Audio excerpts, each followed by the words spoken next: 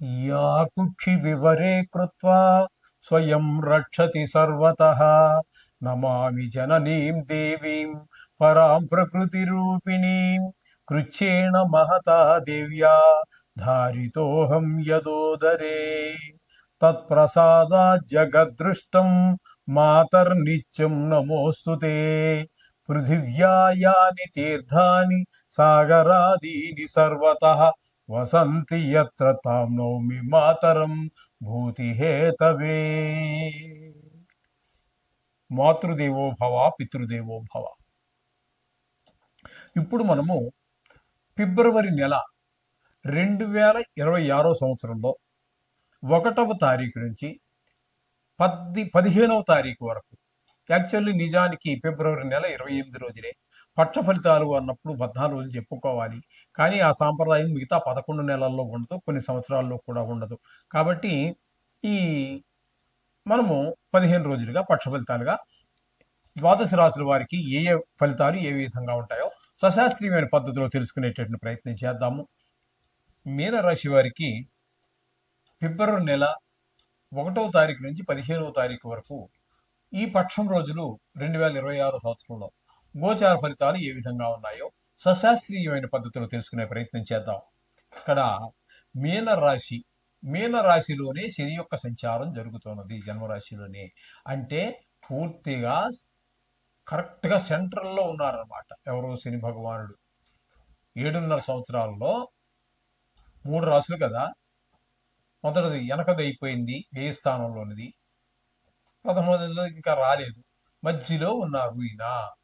అంటే ఈ తనుభావం కాబట్టి దీనివల్ల వచ్చే ఫలితాలు ఏ విధంగా ఉంటాయంటే చెడు ఆలోచనలు, చెడు బుద్ధులు, చెడు వైపు ఎక్కువ ఆకర్షితులు అవటం, ముందు ఏదైనా మనకి చెడు అలవాట్లు ఉన్నట్టయితే వాటి వైపు తప్పకుండా మొగ్గిపోవటం లాంటివి ఉంటాయి. ఏ పని ప్రారంభించినా చేద్దాము చూద్దాము అంత బద్ధకం బద్ధకం బద్ధకం బద్ధకం. శనిశ్చరుడు అంటే మెల్లగా నడిచేవాడు. కాబట్టి మన బుద్ధులు కూడా అదే విధంగా ఉంటూ ఉంటాయి. త్వరగా లేచి పనులు ముగించుకొని పరిగెత్తి చేసేది ఏమీ లేదు ఇక్కడ. ఆ విధమైనటువంటి ఇబ్బందికరమైన ఆలోచనలు, ఇబ్బందికరమైన పనులు, అట్లాగే కానీ మంచి పనులకి ఆ తావే లేకుండా ఉంటుంది. కొంచెం జాగ్రత్తగా ఉండవలసినటువంటిది ఈ శని భగవాన్ యొక్క సంచారం. ఇకపోతే చతుర్థ స్థానంలో గురు సంచారం. అది చతుర్థ స్థానంలో గురు సంచారం అంత శుభప్రదమైన ఫలితాలను ఇవ్వజాలదు. అందరూ కూడా వక్రగతిలో ఉన్నారు.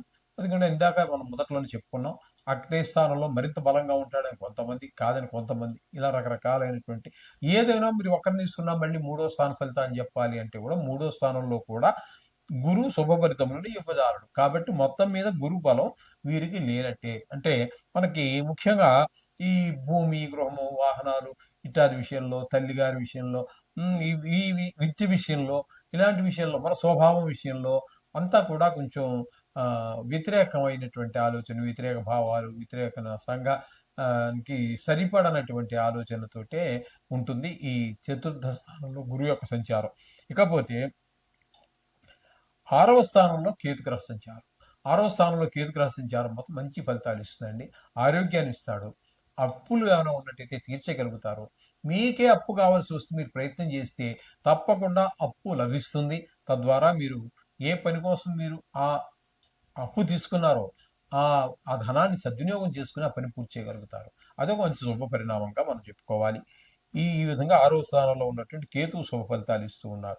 ఇకపోతే ఏకాదశ స్థానంలో 4 గ్రహాల యొక్క సంచారం పాక్షికంగా మాత్రమే ఉన్నది. ఇవి చాలా తక్కువ సమయంలో ఒక రాశిలోంచి ఒక రాశిలోనికి మారేటటువంటి, సంక్రమణం చెందేటటువంటి గ్రహాలు.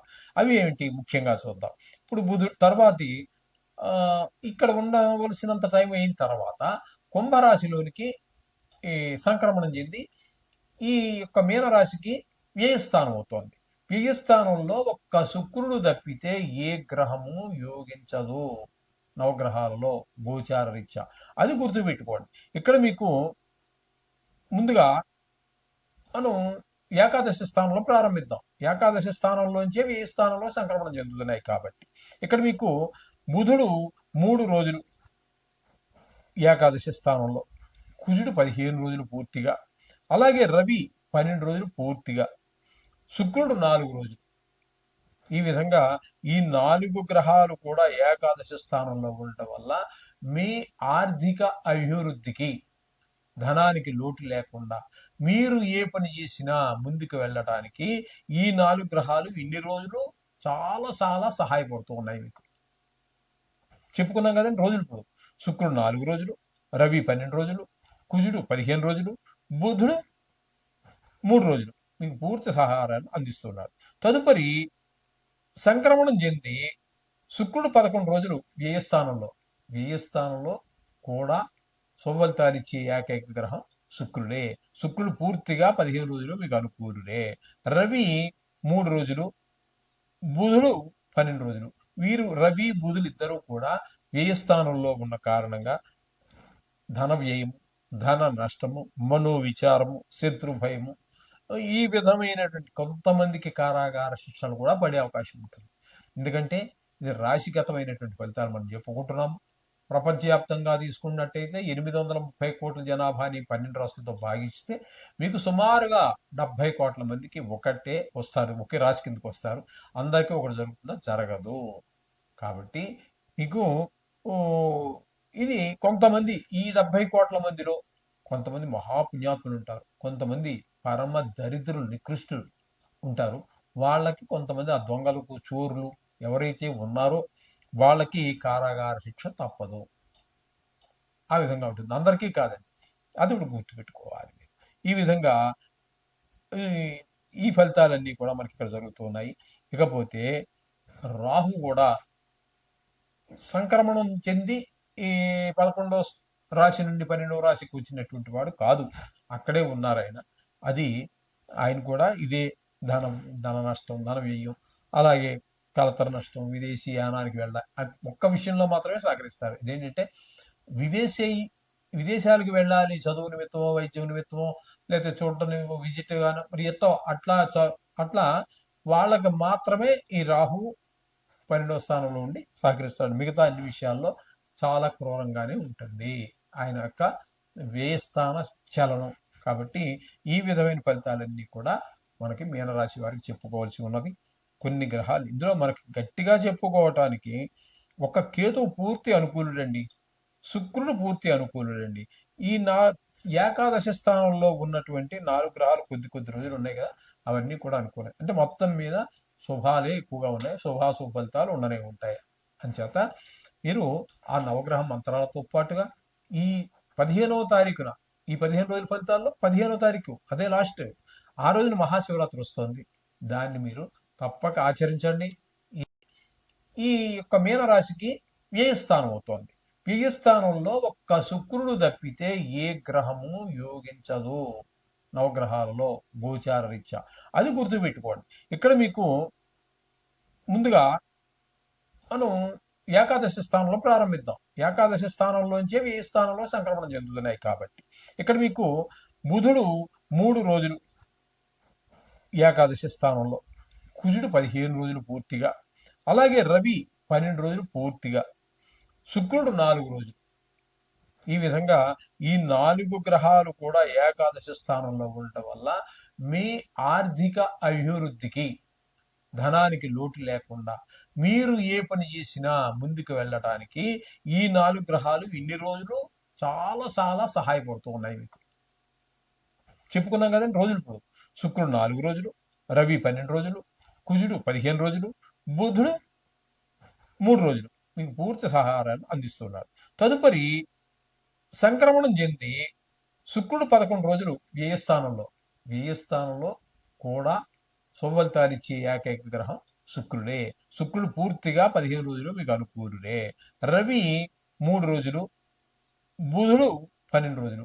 వీరు రవి బుధులు ఇద్దరు కూడా వ్యయస్థానంలో ఉన్న కారణంగా ధన వ్యయము, ధన నష్టము, మనోవిచారము, శత్రు భయము, ఈ విధమైనటువంటి కొంతమందికి కారాగార శిక్షలు కూడా పడే అవకాశం ఉంటుంది. ఎందుకంటే ఇది రాశిగతమైనటువంటి ఫలితాలు మనం చెప్పుకుంటున్నాము. ప్రపంచవ్యాప్తంగా తీసుకున్నట్టయితే 830 కోట్ల జనాభాని 12 రాష్ట్రాలతో భాగిస్తే మీకు సుమారుగా 70 కోట్ల మందికి ఒకటే వస్తారు, ఒకే రాశి కిందకి వస్తారు. అందరికీ ఒకటి జరుగుతుందా? జరగదు.